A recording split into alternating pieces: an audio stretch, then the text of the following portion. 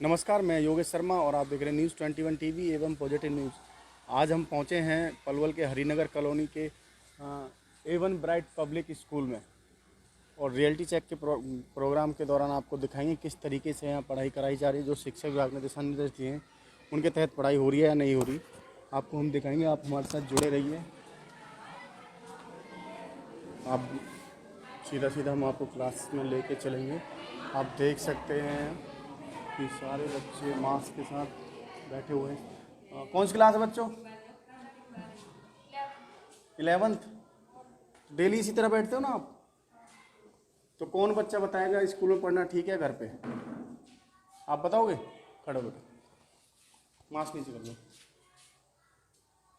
क्या नाम है आपका? बबली। बेटा स्कूल में पढ़ना ठीक है घर पे? घर पे पढ़ना भी ज़्यादा ठीक है, घर पे पढ़ना ज़्यादा ठीक है। आप स्कूल में पढ़ते हैं तो बाकी बच्चों से मिलना जुलना होता है, इसलिए। ठीक है। और स्कूल में कोई डाउट्स क्लियर होते हैं आपके? हाँ, डाउट्स क्लियर हो जाते हैं अच्छी तरह होते हैं। चलिए, और कौन बच्चा बताएगा स्कूल में पढ़ना ठीक है घर पे? आप खड़े बेटा, माफ कीजिए। क्या नाम है? परवेश। स्कूल में पढ़ना ठीक है? Yes sir. क्यों? क्योंकि सर स्कूल में कभी भी समझ लेते हैं जो समझ लेते हैं कुछ ऐसे? यस सर, जो सवाल समझ नहीं आता। अच्छा, ऑनलाइन क्लास में दिक्कतें आई थी आपको? ऑनलाइन हम नहीं पढ़ते। नहीं पढ़े? नहीं होती, नहीं आती समझ में? चलो, बच्चे ने बताया और टीचर से बता दो। मैडम आपका जाए जरा, तो बात कर लेते हैं जरा।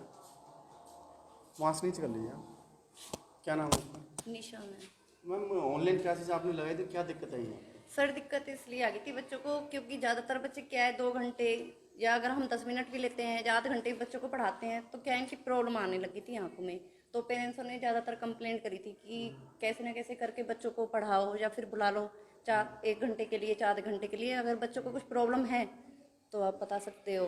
तो इस वजह से और कोई रीजन क्या है, फिर बच्चे अगर हम कोई बच्चे आते थे ऑनलाइन क्लासेस में, कई बच्चे नहीं आते थे तो फिर प्रॉब्लम हमें भी होती थी। अगर बच्चों के कुछ टेस्ट ले रहे हैं या इन्हें सिलेबस आगे बता रहे हैं तो बच्चे क्या कवर नहीं कर पा रहे हैं। तो सबसे मतलब बात यह कि बच्चे पर निगरानी नहीं रख पाते। हाँ, और सबसे बात आती है पेरेंट्स की। आजकल क्या बच्चे कह देते हैं पेरेंट्स से कि हम ऑनलाइन क्लासेस ले रहे हैं, बट क्या है वो अब्सेंट हो जाते हैं वहीं पे, तो क्लास अटेंड नहीं करते, नहीं पढ़ते थे, नहीं पढ़ पाते थे ना।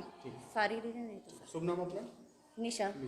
और टीचर है निशा। इन्होंने बताया है कि ऑनलाइन क्लास में दिक्कत है नेटवर्क इशू के कारण, और कुछ बच्चे पढ़ पाते हैं तो नहीं पढ़ पाते। और भी क्लास हैं, देख सकते हैं आप यहाँ। सारे सोशल डिस्टेंस बच्चे बैठे हुए हैं। कौन सी क्लास है बच्चों? कौन सी? तो डेली इसी तरह बैठते हो? क्या ऐसा तो नहीं हमारी वजह से बैठा दिए गए हो आज? तो फीस के लिए कोई परेशान तो नहीं करते टीचर?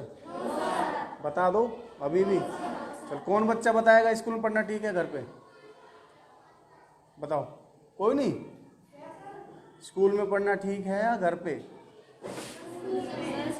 आप बताओगे? आओ इधर आओ बेटा, आप मास्क नीचे कर लो। क्या नाम है? देव। तो स्कूल में पढ़ना ठीक है घर पे?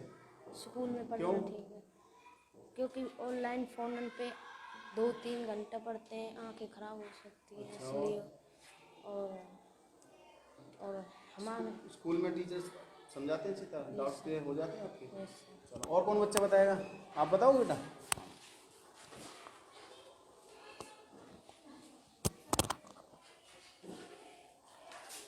मास्क नीचे। क्या नाम बेटा? वंशिका। बेटा स्कूल में पढ़ना ठीक है घर पे? सर स्कूल में, क्यों?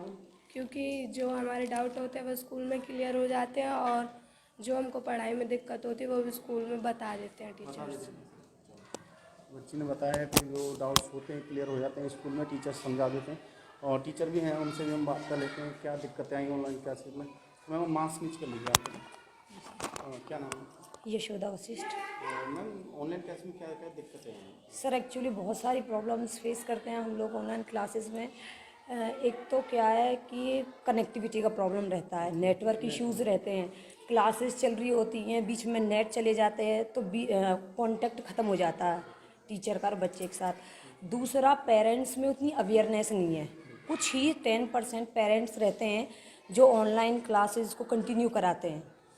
एक जो सबसे बड़ा प्रॉब्लम है एज ए टीचर जो मैंने फेस किया है, जैसे फिज़िकली बच्चे हमारे पास जब प्रेजेंट रहते हैं तो हमें बच्चों का फीडबैक मिलता है सारा हमें सेटिस्फेक्शन रहता है कि हाँ हमने बच्चों को कुछ पढ़ाया है। जब उनसे हम पूछेंगे तो उनके डाउट्स क्लियर होते हैं, लेकिन ऑनलाइन में वो सारी डाउट्स क्लियर होते नहीं हैं। ऑनलाइन में ये सबसे बड़ी प्रॉब्लम आती है।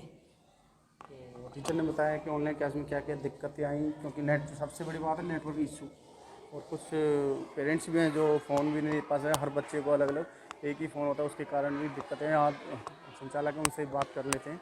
आइए सर।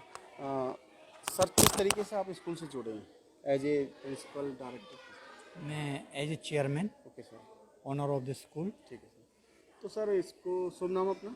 जयदेव कौशिक। सर क्या दिक्कतें आ रही हैं स्कूल चलाने में? सर सबसे बड़ी दिक्कत तो अर्थव्यवस्था की फाइनेंशियली है। यहाँ का जो भी हमारा पेरेंट्स है, माता पिता हैं, वो बिल्कुल फाइनेंशियली टूट चुके हैं। ना तो उनके पास कोई रोज़गार रहा है कोरोना काल की परिस्थिति की वजह से, और नौकरियाँ छूट चुकी हैं।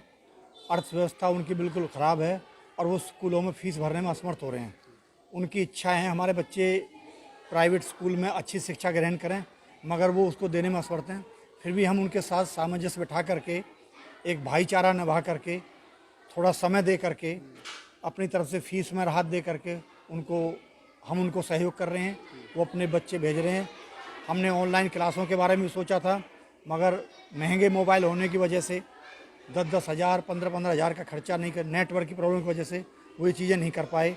तो फिर हमने यही सोचा है कि हम वो एक तरह से स्कूल को संचालित करें, स्कूल को चलाएं और बच्चों को यहाँ बुला करके जो गवर्नमेंट्स के रूल्स को फॉलो करते हुए सोशल डिस्टेंस उनको पढ़ाएं। जो आप स्कूल लगा रहे हैं, किन किन बातों का ध्यान रख रहे हो स्कूल लगा रहे हैं? इनमें थोड़ा सा बच्चों का इस बचाव के लिए जो हमने सैनिटाइज का है और मास्क वगैरह पहन करके सोशल डिस्टेंसिंग और थोड़ा सा सावधानियां इनको बता करके उस आधार पर हम स्कूल को चला रहे हैं। तो सरकार से और शिक्षा विभाग से कोई अपील करना चाहिए? हाँ, बिल्कुल करना चाहेंगे। हम माननीय मनोहर लाल सरकार से अपील करते हैं। एक हर परिस्थिति में देखो, सरकार ने हर विभाग के लिए, हर डिपार्टमेंट के लिए कुछ ना कुछ किया है, मगर प्राइवेट स्कूल भी हरियाणा का एक रीढ़ की हड्डी है, क्योंकि हर एक इतना बड़ा सहयोग सरकार को दे रहा है शिक्षा के क्षेत्र में। उनके लिए भी कुछ ना कुछ उनको पैकेज या कोई राहत देनी चाहिए। पैसेंजर टैक्स बसों के उसमें कुछ छूट देनी चाहिए। साथ में जो हमारा ख़राब समय गया था 7-8 महीने का, उसमें हम बच्चे से, माँ बाप से, अभिभावकों से फीस नहीं ले पा रहे हैं, उसमें थोड़ा बहुत उन्होंने हमारा सहयोग करना चाहिए, ताकि हम अपनी अर्थव्यवस्था को सुधार करके स्कूल को सही तरह से संचालित कर सकें। एक सवाल और सर आपसे, जो हम ये रियलिटी चेक प्रोग्राम जो कर रहे हैं, हम आपकी मर्जी से ही स्कूल में कर रहे हैं ना? हाँ, आप हमारी मर्जी से कर रहे हैं। हम जबरदस्ती आगे नहीं, बिल्कुल आप अपने उसके हिसाब से आए हैं और हमने बिल्कुल आप हमें परमिशन से हम कर रहे हैं। तो अभिभावक को कोई मैसेज या कोई अपील करना चाहोगे? हमारी तरफ से तो यही है अभिभावकों के लिए, एक अपने बच्चों को कोरोना के बचाव करते हुए सोशल डिस्टेंसिंग से मास्क पहना करके स्कूल में भेजें, ताकि जो उनका 1 साल का समय पढ़ाई का बर्बाद हुआ है वो अब आगे ना हो सके, और उसको मिलजुल करके सहयोग करके आगे बढ़ाएं। जो यहाँ पे चेयरमैन है, उन्होंने कहा है, सरकार से अपील की है कि जो शिक्षा के लिए सहयोग हो सके वो ज़रूर कराएं।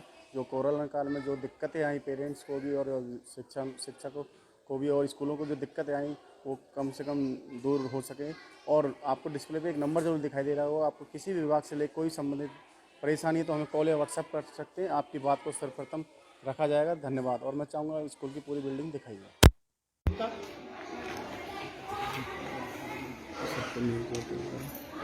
बाहर जाके बोर्ड की बात